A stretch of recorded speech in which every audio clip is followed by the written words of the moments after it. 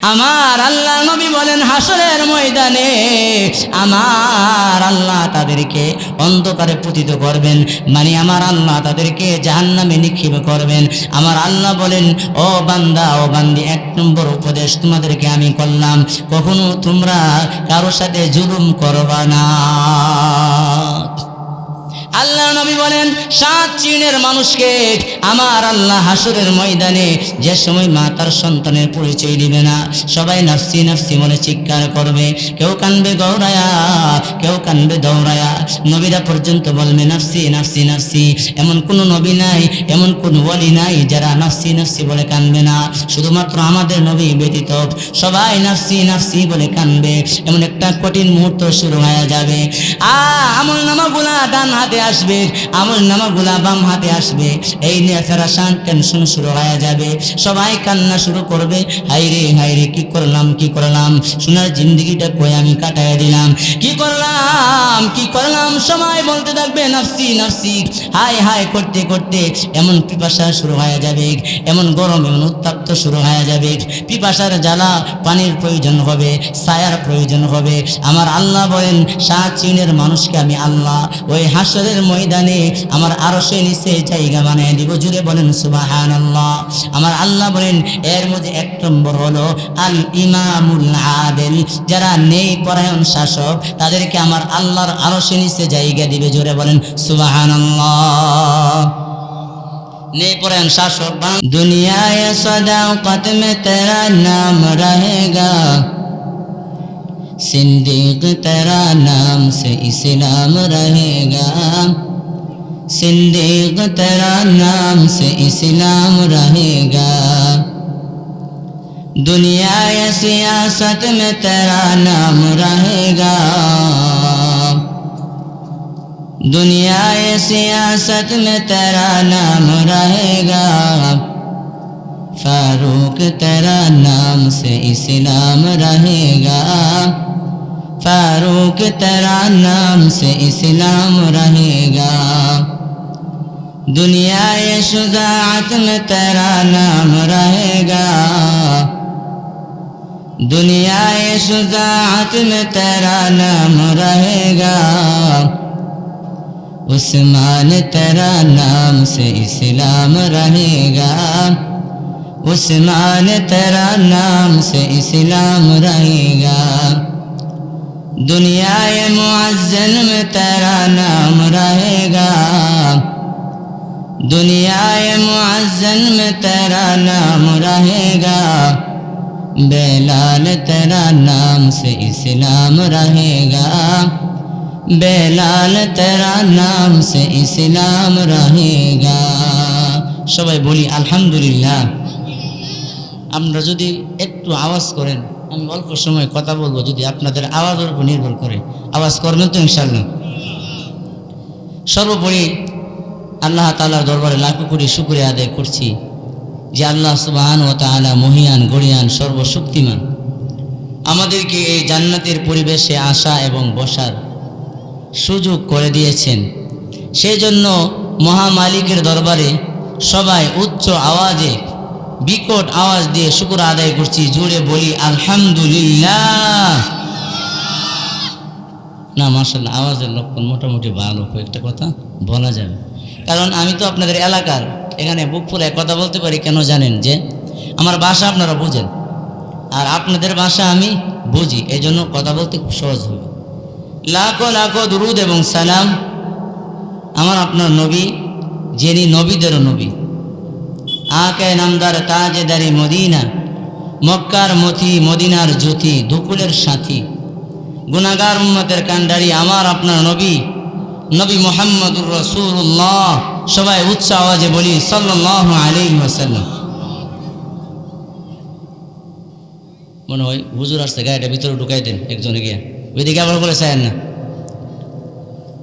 যে আল্লাহ তাআলা আমাদেরকে সুস্থ রেখেছেন এবং সুস্থতা অবস্থায় মাহফিলে বসার সুযোগ করে দিয়েছেন, সেজন্য আবারও উচ্চ আওয়াজে বলি আলহামদুলিল্লাহ। আল্লাহ তাআলা আমাদেরকে দুনিয়াতে পাঠাইছেন। আমরা দুনিয়াতে এসে কেউ বিভিন্ন মানুষ বিভিন্ন প্ল্যান নিয়ে ব্যস্ত, যে দুনিয়াতে কিভাবে আমি শান্তিতে বসবাস করতে পারি, কিভাবে আমি শান্তিতে থাকতে পারি। দুনিয়ার জগতে মানুষের একটা বিষয় নিয়ে সবাই একমত, সেটা হচ্ছে কিভাবে শান্তিতে থাকা যায়। কথা বলেন ঠিক কিনা বেঠিক? আর পৃথিবীর কোনো মানুষ অশান্তি চায় না, চাই না। আমরা সবাই চাই সফল হওয়ার জন্য। এই জন্য আল্লাহ তাআলা কোরআনে কারিমের মধ্যে বলছেন সফল ব্যক্তি কারা?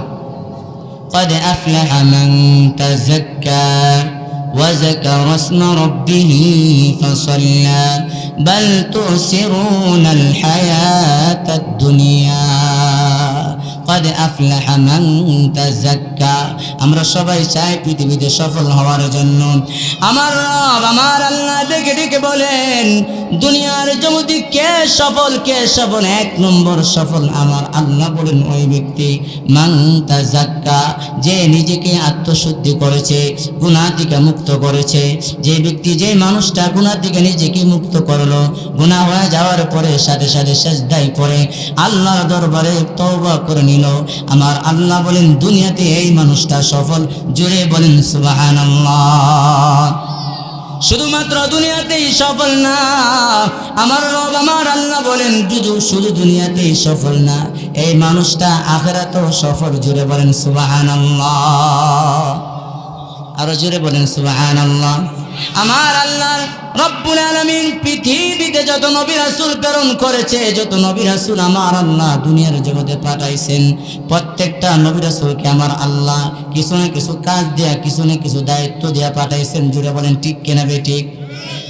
প্রত্যেকটা নবী রাসূলকে আল্লাহ তাআলা, প্রত্যেকটা নবী রাসূলকে আল্লাহ তাআলা কিছু না কিছু দায়িত্ব দিয়া পৃথিবীতে পাঠাইছেন।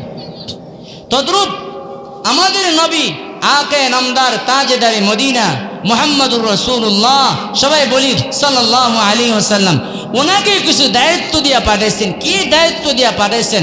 আল্লাহ রাব্বুল আলামিন সূরা বাকারার মধ্যে বলেন রব্বানা, আল্লাহ রাব্বুল আলামিন সূরাতুল বাকারার মধ্যে আমার আল্লাহ ঘোষণা করে দিলেন, হযরত ইব্রাহিম আলাইহিস সালাতু ওয়াস সালাম আল্লাহর কাছে দোয়া করেছিলেন, হে আমার রব, হে আমার প্রতিপালক, আমার বংশের মধ্যে এমন একজন নবী, এমন একজন রাসূল তুমি আমার মধ্যে পাঠায়া দাও, আমার বংশের মধ্যে পাঠায়া দাও, যেই নবী যেই রাসূল দুনিয়াতে এসে চারটা কাজ করবে, আমার হাতে সময় নাই। এর মধ্যে একটা কাজ হলো মান তাযাক্কা, আল্লাহ মানুষকে আত্মশুদ্ধিওয়ালা বানাইবে। জুড়ে বলেন সুবহানাল্লাহ। মানে প্রত্যেকটা নবী রাসূলের কাজ, আলেমদের কাজ, ওয়াজ মাহফিল দেওয়ার উদ্দেশ্য একমাত্র মানুষকে কিভাবে গুনাহ থেকে ফেরানো যায়। জুড়ে বলেন ঠিক কিনা বেঠিক?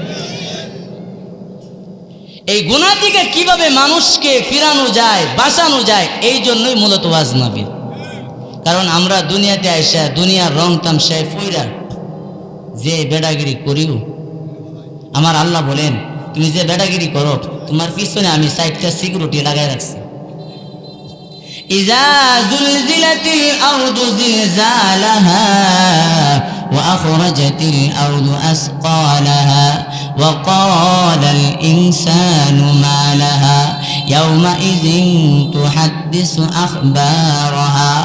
আমার রব আমার আল্লাহ বলেন তুমি যেই জমিনের মধ্যে লাফালাফি করো, যেই জমিনের মধ্যে দাঁড়ায় তুমি গুনাহ করো, তুমি গুনাহ করো, কাল কিয়ামতের ময়দানে হাসর মাঠে সাবধান সাবধান, সেই জমিন আমি আল্লাহর আদালতে সাক্ষী হয়ে দাঁড়ায় যাবে।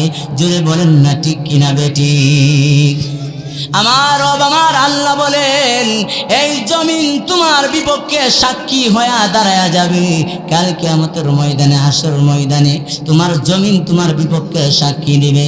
তোমার ঘরের খাট, যেই খাটের ভিতরে শুয়ে শুয়ে তুমি গুনাহ করো, ওই খাটের জায়গাটা পর্যন্ত আমার আল্লাহর দরবারে সাক্ষী হয়ে দাঁড়ায় যাবে। এজন্য গুনাহ করবা না, গুনাহ থেকে বিরত থাকো। আলেমদের কাজ মানুষকে গুনাহ থেকে ফিরিয়ে রাখা। আমার আল্লাহ বলেন তুমি দুনিয়া তো সফল, আখিরাত সফল। তুমি কোটি কোটি টাকার মালিক হয়েছ, গুনাহ ছাড়তে পারো নাই। তুমি এমপি মন্ত্রী ম্যাজিস্ট্রেট হয়েছে, গুনাহ ছাড়তে পারো নাই। গুনাহ নিয়ে যদি তুমি কবরের জগতে পানি জমাও, এক পয়সার দাম আমার রবের দরবারে নাই, আল্লাহর দরবারে নাই। আমার আল্লাহ বলেন, আমার রব বলেন, যার ভিতরে গুনাহ থাকবে ওই গুনাহকে জ্বালানোর জন্য, পোড়ানোর জন্য আমি আল্লাহ আযাবের ব্যবস্থা করে রাখছি, যে আযাবের নাম হলো জাহান্নাম। জুড়ে বলেন নাউজুবিল্লাহ। আল্লাহর শাস্তির জায়গার নাম হলো জাহান্নাম। এই জন্য আমার আল্লাহ বলেন, দুনিয়াতে তারা সফল, আখিরাতেও তারা সফল। কারা সফল? কারা সফল? আমার আল্লাহ বলেন, মান তাযাক্কা, যারা আত্মশুদ্ধি হয়েছে, গুনাহ থেকে ফিরেছে, গুনাহ থেকে বেঁচেছে। আমার রব বলে, বনি আদম আমি আল্লাহ বানাইছি, মানুষের ভিতরে আমি আল্লাহ গুনাহ করার সাথ দিয়েছি। আমি রব, আমি আল্লাহ মানুষকে আশরাফুল মাখলুকাত বলে, শ্রেষ্ঠ বলে ঘোষণা করলাম। কেন? কেন জানুনি? আমার আল্লাহ বলেন, আমি মানুষের ভিতরে গুনাহ করার আদত দিয়েছি, গুনাহ করার গুনার স্বাদ আমি দিয়েছি। বলে গুনাহ করে ফেললো, গুনাহ করার পরে সাথে সাথে যখন আমি আল্লাহর কুদরতি কদমে সেজদায় পড়ে যায়, আমার আল্লাহ বলেন, ও তুল্লাকান্দি বাবনগর খালপাড়ের যুবকেরা, ও পর্দানালের মা বোনেরা, দিলের কান লাগায় শুনো। দুনিয়াতে তুমি মনে করো তোমার মার মায়া বেশি, দুনিয়াতে তুমি মনে করো তোমার বাবার মায়া বেশি। বাবার পায়ে পরে যদি চোখের পানিটা ছেড়ে দাও, বাবা সহ্য করতে পারে না। মায়ের পায়ে ধরে যদি চোখের পানি ছেড়ে দাও, পাহাড় পরিমাণ অন্যায় হলো, মা সহ্য করতে পারে না। তোমার আগে মা চোখের পানি ছেড়ে দেয়, ছেড়ে দিয়ে বলে, সন্তান কাঁদিস না, কাঁদিস না, কাঁদতে হবে না, যা যা, আমি মা তোর জীবনের সব কিছু ক্ষমা করে দিলাম। আমার রব, আমার আল্লাহ বলেন, আমি এমন একজন প্রতিপালক, আমি এমন একজন রব, তুমি যদি আমি আল্লাহর কুদরতি কদমে সেজদায় পরে যদি জীবনের সব কথা স্মরণ করিয়া চোখ দিয়া যদি 2 ফোঁটা পানি ছেড়ে দিতে পারো, আমার আল্লাহ বলেন, গাল বেবে পানিগুলা দাঁড়িতে আসার আগে আগে, ও বান্দা, আমি আল্লাহ তোর জীবনের সব গুনাহগুলি মাফ করে দেই। জোরে বলেন সুবহানাল্লাহ। আরো জোরে বলেন সুবহানাল্লাহ। আমার রব কেন রব? আশরাফ আলী থানভী রহমতুল্লাহি আলাইহি ওনার কিতাবের মধ্যে লিখছেন, একজন হিন্দু ব্যক্তি একটা মূর্তি বানায়া, হিন্দুরা কিন্তু নিজের হাতে মূর্তি বানায়, নিজের হাতে মূর্তি বানায়া সুন্দর করে সাজগুজ করায়া তার সামনে মাথা ঝুঁকায়া একদিন আর 2 দিন নয়, 80 বছর পর্যন্ত সানাম সানাম সানাম বলে বলে ডাকে, চোখের পানি ফালায় ফালায় কান্দে। কিন্তু বন্ধু, সানাম তো কোনো জবাব দিতে পারবে না, কারণ নিচের হাতের বানানো মূর্তি কোনো জবাব দিতে পারবে না। একদিন আর 2 দিন নয়, 80 বছর পর্যন্ত সালাম সালাম বলে ডাকে। একদিন ভুলবশত মাগরিবের নামাজের সময় আমার আল্লাহ, আমার রবের নাম হলো সমাদ, তার জবান দিয়া ভুলে বেরিয়ে গেছে সমাদ। এই বাক্যটা বাইর হতে দিয়ে হয়েছে আকাশ থেকে আমার রব, আমার আল্লাহ সাথে সাথে জবাব দিল, সাদ্দাকতা ইয়া আবদি, ও বান্দা সত্যি বলেছ আমি সমাদ। কেন ডেকেছো, কেন ডেকেছো আমার কাছে চাও। এই লোকটা মূর্তিটাকে দূরে লাথি মেরে ফেলে দিয়ে আকাশের দিকে তাকায় বলে, তুমি কে? আমি একদিন আর 2 দিন নয়, 80 বছর ধরে সানাম সানাম করে ডাকি, জবাব আসলো না। আজকে শুধুমাত্র আমি সমাদ বলে ডাক দিলাম, তুমি কে? আমার আল্লাহ বলে, আমি পৃথিবীর কেউ না, আমি হলাম তোর রব, তোর আল্লাহ, তোর পালনেওয়ালা রব। ও আমার রব, আমি 80 বছর পর্যন্ত আপনাকে বলে রয়েছি, আজকে বলে আমি ডাক দিয়েছি, আপনি জবাব দিলেন। আমার আল্লাহ বলেন, বান্দা, তোর এই ডাকটা শোনার জন্য আমি আল্লাহ অপেক্ষাবান হয়েছি। জুড়ে বলেন সুবহানাল্লাহ।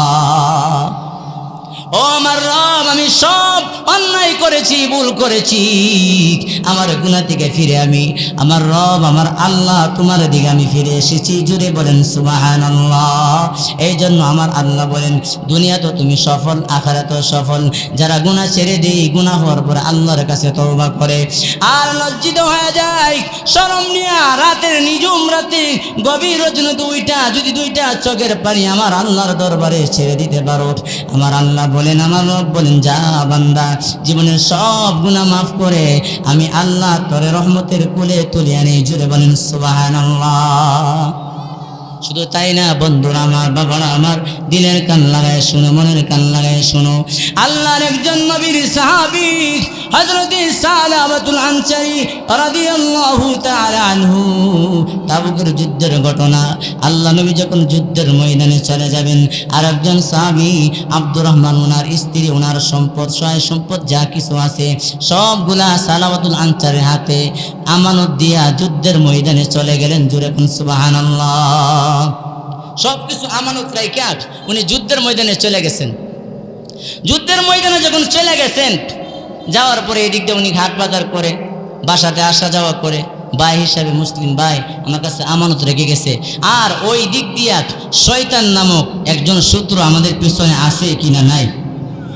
আপনারা কথা বলেন, আছে না নাই? আলহামদুলিল্লাহ, আপনাদের বসাটা আমার কাছে খুবই সুন্দর লাগছে। আপনারা যে সুন্দর করে বসছেন, আমার পরে কারা নির্যাতিত আলেম উনি আসতেছেন, ওনার কথা আমি পরে বলবো। আপনার বসাটা খুব সুন্দর লাগছে, এই জন্য আপনারা যদি আওয়াজ করেন তাহলে আমি কিছু কথা বলতে পারবো। এই জন্য আপনারা কিছু আওয়াজ করবেন তো ইনশাল্লাহ। তো কি বলতেছিলাম বলেন তো? কি? সালাবাতুল আনসারী, সবাই কই দাঁড়ান, হুজুর ওয়াজ করেন কি করছে এটা কই দাঁড়ান। সালাবাতুল আনসারী রাদিয়াল্লাহু তাআলা আনহু ওনার কাছে আমানত দিয়ে গেলেন। আর ওই দিক দিয়ে শয়তানে ওয়াসওয়াসা দিতেছে, কি রে সালাবা, এত সুন্দর স্ত্রী তোর কাছে আমানত রেখে গেছে, তোমার কি যৌবন নাই ভিতরে? তুমি কি একটু দেখতে পারো না পর্দা ডালগিটা? তুমি কি একটু কথা বলতে পারো না? দেখো না কত সুন্দর। সালাবাতুল আনসারীর ভিতরে শয়তানে কুমন্ত্রণা দেওয়ার পরে পর্দাটা আলগি দিয়া শুধুমাত্র আব্দুর রহমানের স্ত্রীর হাতে গিয়ে একটু টাচ করলেন, সাথে সাথে মহিলা বলে দিল, ইত্তাকুল্লাহ, আল্লাহকে ভয় করো, তুমি তো আমার প্রতি জুলুম করতেছো, আমানতের খেয়ানত করতেছো। এই কথা বলার পরে সালাবাতুল আনসারী ধ্যান ছুটে গেল, হায়রি আসলে তো কথা ঠিক, আমি কি করলাম? আমি আমানতের খেয়ানত করলাম। কান্না শুরু করে দিয়েছে, জঙ্গলার দিকে দৌড়াতে শুরু করছে।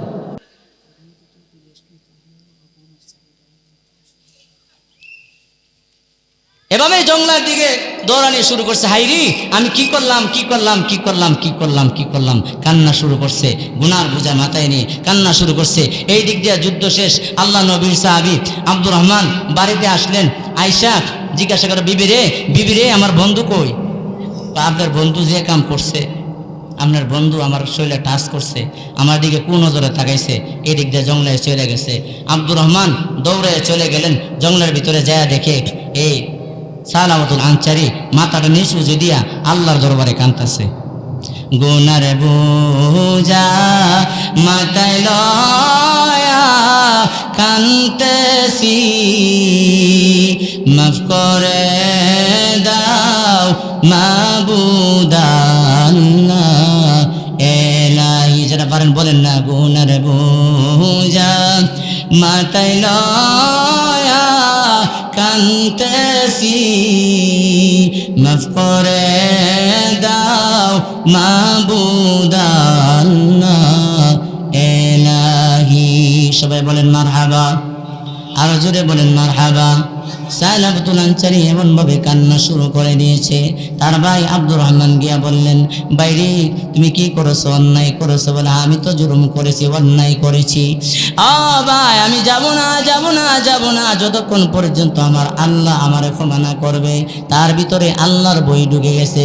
বলে, বাইরে তুমি একটা কাজ করো, আমার হাতে রশি লাগায়া, পায়ে রশি লাগায়া, যেমনভাবে আলেমদের হাতে রশি লাগায়া, পায়ে রশি লাগায়া আদালতে তোলা হতো, এভাবে হাতে রশি লাগায়া, পায়ে রশি লাগায়া বলল, নবীজির দরবারে নিবা না, কারণ নবীজির দরবারে যদি আমাকে নিয়ে যাওয়া হয় আমি বড় লজ্জা পাবো, বড় শরম পাবো। না আমার নবীজির দরবারে নিও না, আমার হযরত আলীর কাছে নিয়ে যাও, নিয়ে জিজ্ঞাসা করো আমি যে অন্যায় করেছি আমার রব আমার আল্লাহ ক্ষমা করবেনি।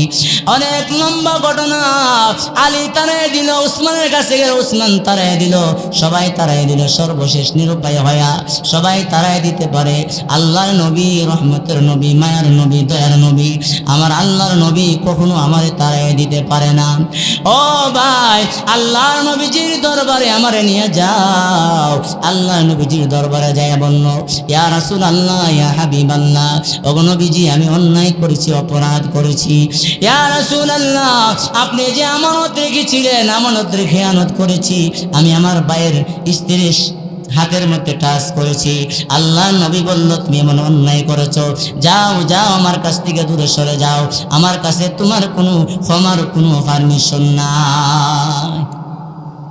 এই দিক দিয়া সালামাতুল আনসারী রাদিয়াল্লাহু তাআলা, ওনার একটা মেয়েও ছিল।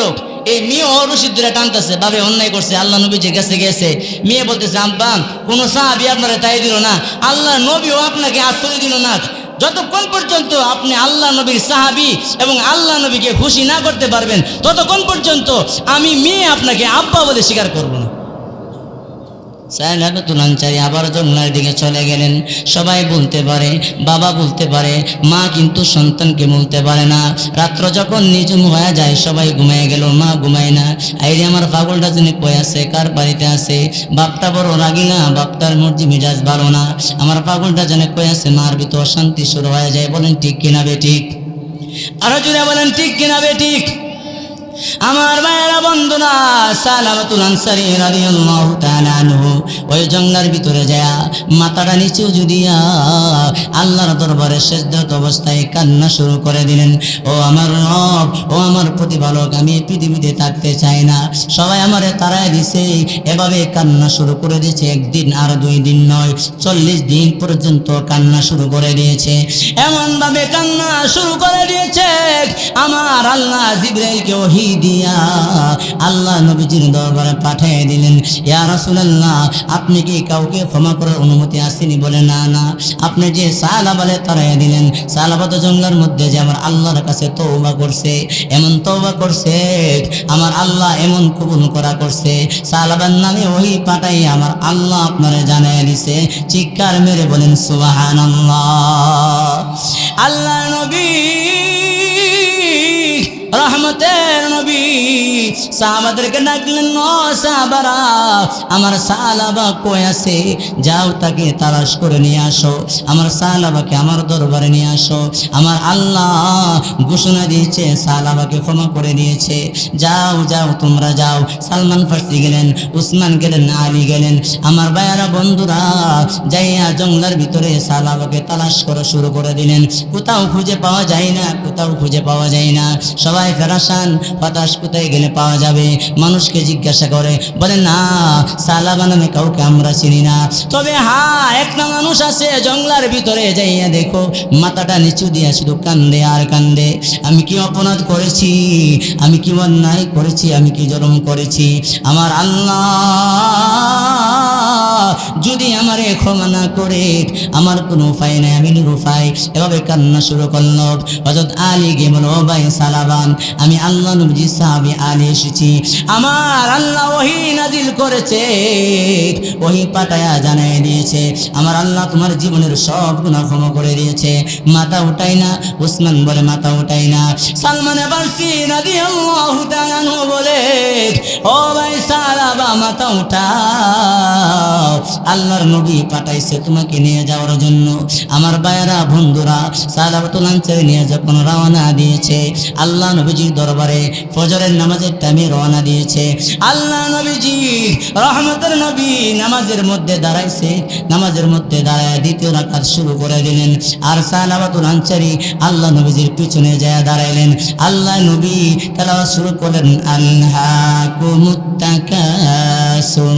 এই কথা বলার সঙ্গে সঙ্গে সালাবাতুল আনসারী একটা চিৎকার মারলেন।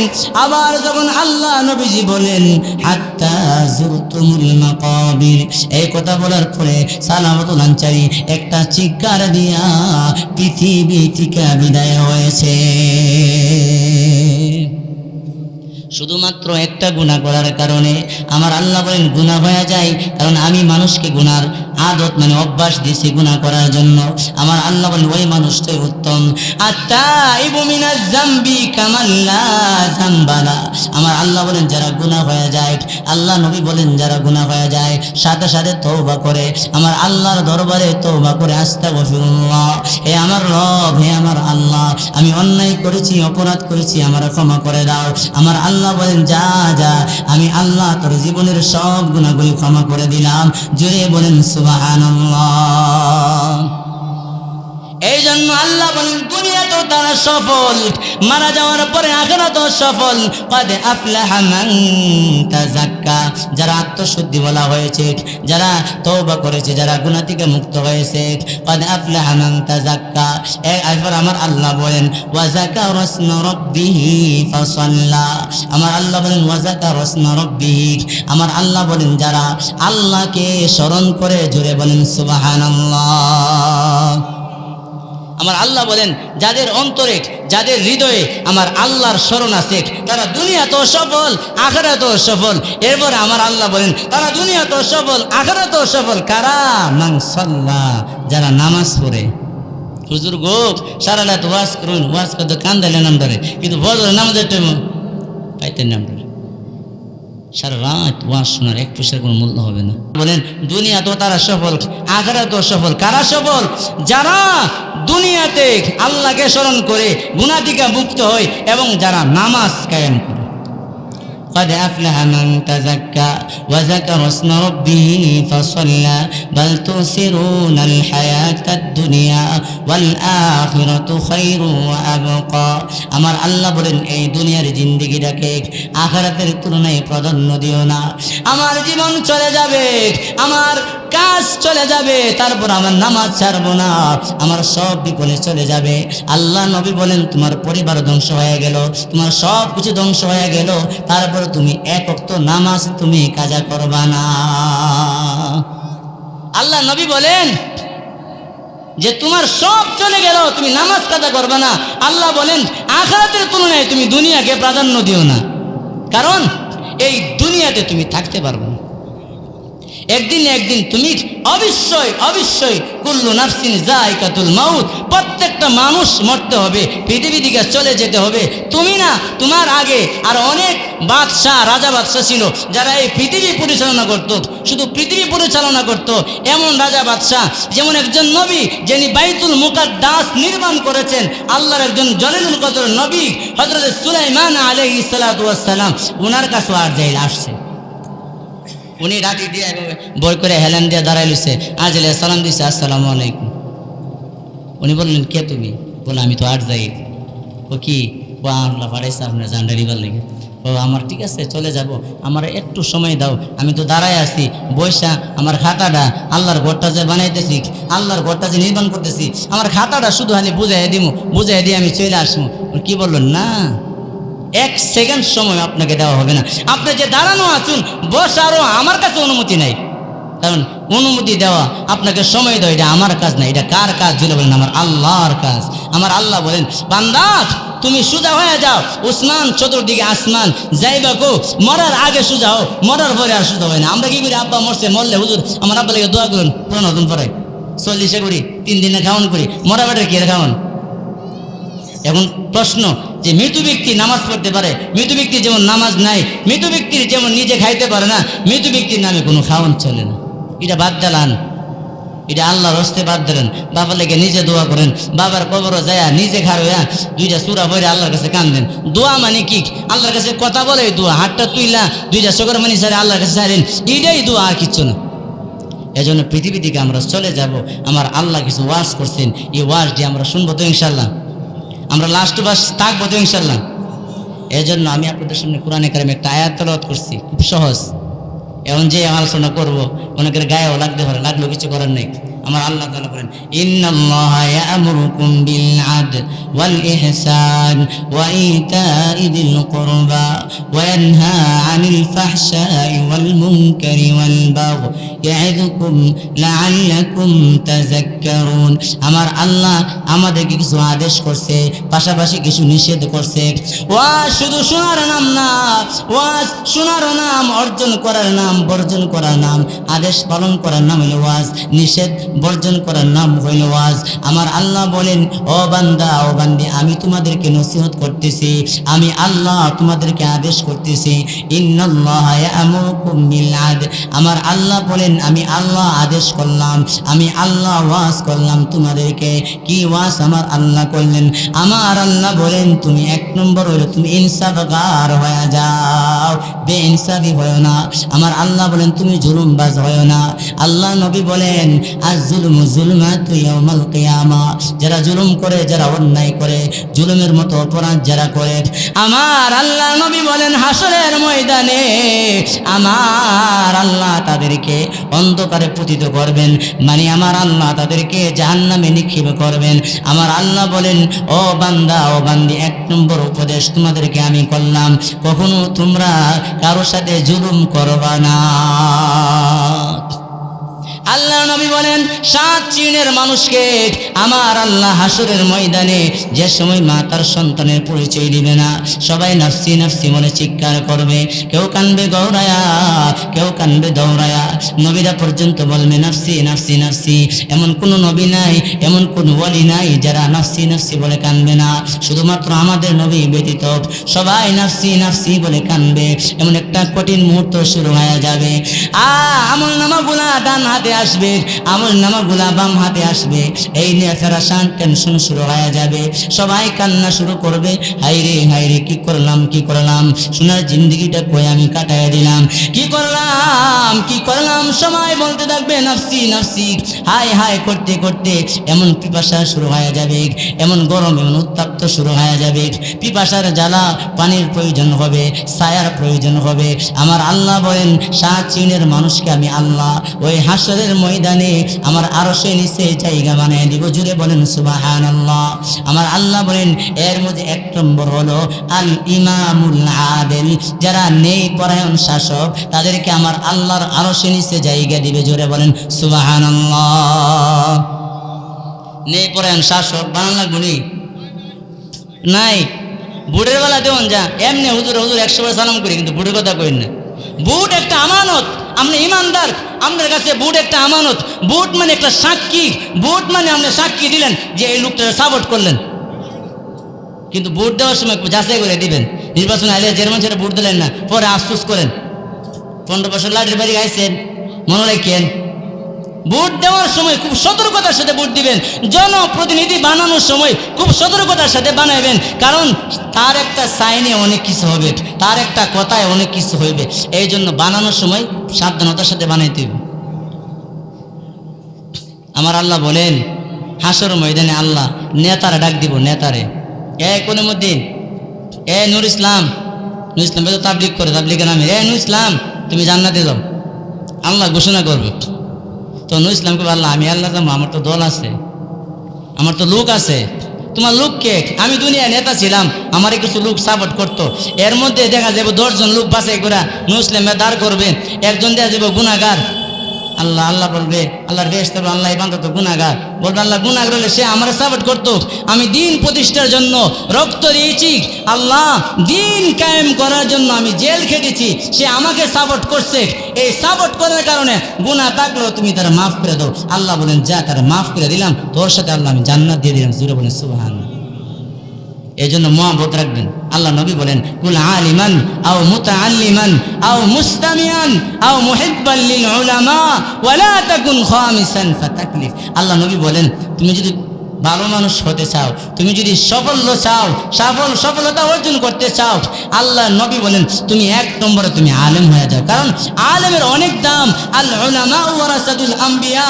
আল্লাহ নবী বলেন উম্মতেরা এমন একটা সময় আসবে যে সময় আমি নবী থাকবো না, কিন্তু আমি নবী একটা জাতি রেখে গেলাম, আমার ওয়ারিস উলামায়ে কেরাম। তুমি যদি নেক নজর নিয়ে যদি এই আলেমের দিকে তাকাইতে পারো, আমি নবী ঘোষণা দিলাম যেন তুমি স্বয়ং আমি নবীর দিকে তাকাইলে। জুড়ে বলেন সুবহানাল্লাহ।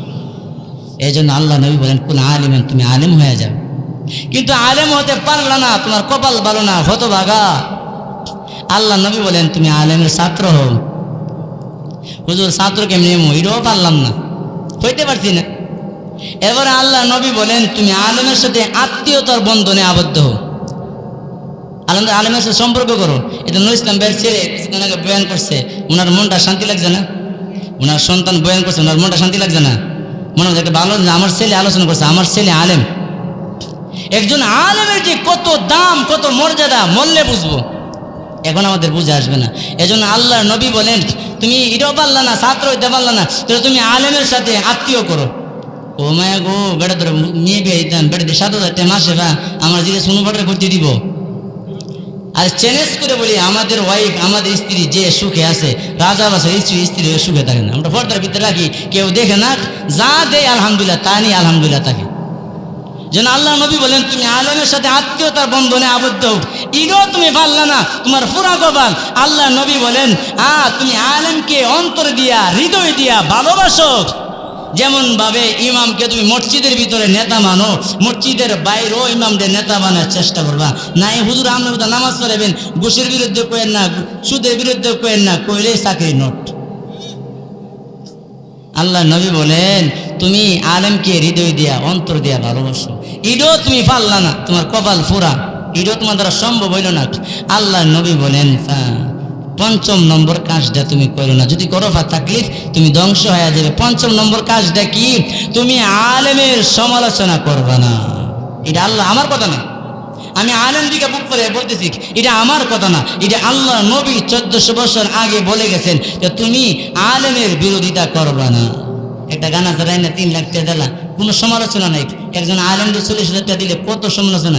হুজুর হাতটা কি করে ভাগ হলে ইসলামের কথা, তুই ইসলাম নাই। আর আজ পর্যন্ত কোনো হুজুর, টাকাওয়ালা হুজুর দেখছি নি সিনেমা হল বানাইতে, আজ পর্যন্ত কোনো টাকাওয়ালা হুজুর দেখছি নি বিড়ি নাচাইতে। আলেমদের টাকা হলে সমস্যা কি?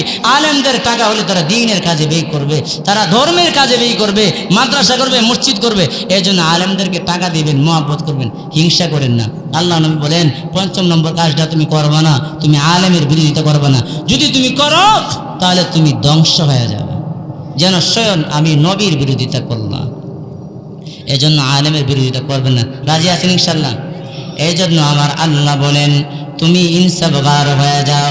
যদি তুমি জুলুম করো, আমার আল্লাহ বলেন, যারা জুলুম করে আমি আল্লাহ সব বরদাস্ত করতে পারি, আমি আল্লাহ সব সহ্য করতে পারি। যারা জুলুম করে আমি আল্লাহ কখনো বরদাস্ত করতে পারি না। ইন্না আযাবি লাশাদীদ, আমার আল্লাহ বলেন, আমার ধরা বড় শক্ত ধরা, আমি ধরি না, ধরি না, ধরি না, ধরি না, ধরি না, ধরি না।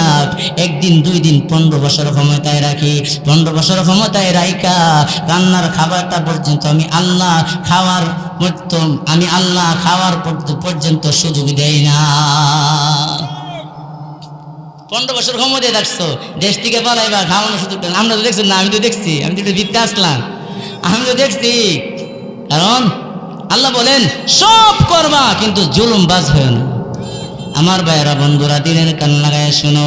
বনি ইসরাইলের একটা যুবক ছিল, অনেক গরিব, অসহায়, মিসকিন, গরিব মানুষ। সে, তার ঘরে 1 দিন আর 2 দিন নয়, 3 দিন ধরে কোনো খাবার নাই। সে অসহায়, সে বড় চিন্তিত, বড় ফেরাসান, আমার ঘরে তো কোনো খাবার নাই, কি করব, কি করব। তার ঘর থেকে একটা জাল নিয়ে সে নদীতে মাছ ধরার জন্য চলে গেল। আমার বন্ধুরা, নদীর মধ্যে যখন জালটা ফেলে দিল, ফেলে দেওয়ার সাথে সাথে ওই জালের মধ্যে সুন্দর একটা মাছ উঠে গেল। জুড়ে বলেন সুবহানাল্লাহ। সে বড় আনন্দ, 3 দিন ধরে আমার ঘরে খাবার নাই, মাছটা উঠছে, যাক আলহামদুলিল্লাহ ভালো হয়েছে। সে নিয়ে রওনা হয়েছে। প্রতিমধ্যে একজন নেতার লগে দেখা, নেতার ব্যবসা তুমি গিরে পিতাইছ, ও স্যার মাছটা নদীর মধ্যে পাইছি, আমরা দিয়ালা। ও স্যার, আমরা যদি কিছু বিনিময় দিতেন, আমার ঘরে 3 দিন ধরে খাবার নাই, আমার বাচ্চা কাচ্চাগুলো কান্নাকারি করতেছে। এক তোর ঘরে হাওয়ার নেই, আমার কি হয়েছে, মাছ দে। আমার ভাইয়েরা, বন্ধুরা, জোর করে, জুলুম করে মাছটা তার কাছ থেকে চিনে নিয়ে গেল। মাছটা ছিল জীবিত। কিছু দূর যাওয়ার পরই ওই মাছটা ওই নেতার আঙ্গুলের মেঝে কামড় মারছে, কামড় বসাই দিছে। কামড় বসানোর সাথে সাথে আল্লাহর কি মহিমা, এটার ভিতরে একটা বিষ ক্রিয়া শুরু হয়েছে। এমন জ্বালা, এমন যন্ত্রণা শুরু হয়েছে, দৌড়াইতে বাগলপুর মেডিকেলে গেছে। আমি উদাহরণ বললাম। যাই ডাক্তারে ডাকে, ডাক্তার সাহেব আমার টাকা অভাব নাই, আমি নেতা মানুষ, আগে আমার ভাড়া করেন। ডাক্তার সাহেব, আগে আমার ভাড়া করেন। ডাক্তার সাহেব, করো, ভাড়া করা যাবে, তোমার হাতের আঙ্গুলটা কাটতে ফেলাই দেন। ও ডাক্তার সাহেব, আঙ্গুল কেটে গেলে যাক, সমস্যা নাই, আঙ্গুল কাটা যাক, সমস্যা নাই। তারপর আমার বাচ্চার যে বিষ ক্রিয়া শুরু হয়েছে, আমার ভাইয়েরা, বন্ধুরা, আঙ্গুলটা কেটে নিল। আবার 1 বছরে যেতে না যেতে বিষ ক্রিয়া শুরু হয়েছে। আবার ডাক্তারের কাছে গেল। ডাক্তারের কাছে যাওয়ার পরে ডাক্তার, ও ডাক্তার সাহেব, আবার আমার বিষ ক্রিয়া শুরু হয়েছে, বলে হাতের কনুই পর্যন্ত কাটতে হবে।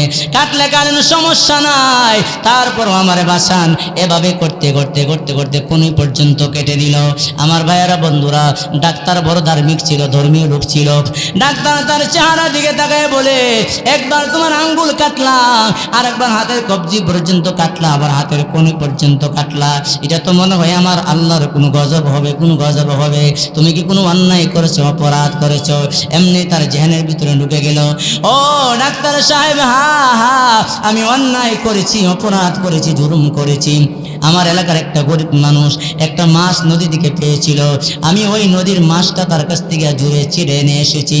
ডাক্তার সাহেব বলে, এভাবে কাটতে কাটতে কাটতে কাটতে তোমার সমস্ত শরীর কেটে একটা পর্যায়ে দেখা যাবে তোমার কলিজায় যাই আঘাত করবে, তারপর ব্যথা শেষ হবে না।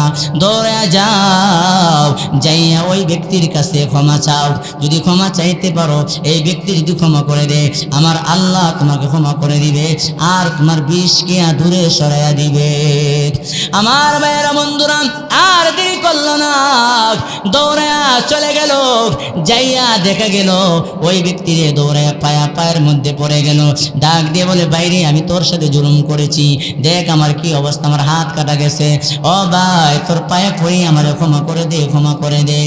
এই লোকটা চোখের পানি ছেড়ে দিয়া বলে, যাক, আমি তোকে ক্ষমা করে দিলাম, আমার আল্লাহ যেন ক্ষমা করে দে।